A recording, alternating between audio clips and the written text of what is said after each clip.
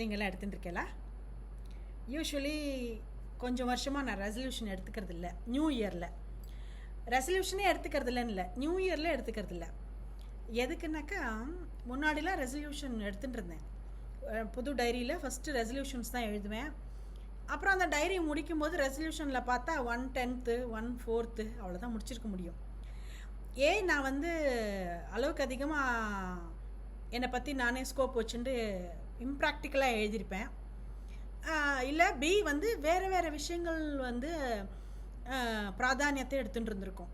நமக்கே தெரியாமல் அன்ஃபோர்சின் நிறைய நடக்கும் இல்லையா, அதில் ப்ரையாரிட்டி கொடுக்க போய் இதுலேருந்து ப்ரையாரிட்டி போயிருக்கும், ஏதோ ஒன்று அப்படி ஆயிருக்கும். ஸோ அதை அந்த நோட்டாக போட்டுட்டு அடுத்த வருஷத்துக்கு அப்படி எழுதுறது இப்படி வச்சுட்டு இருந்தேன். அதுக்கப்புறம் தான் நான் என்ன நானே கவனிச்சிக்கும் போது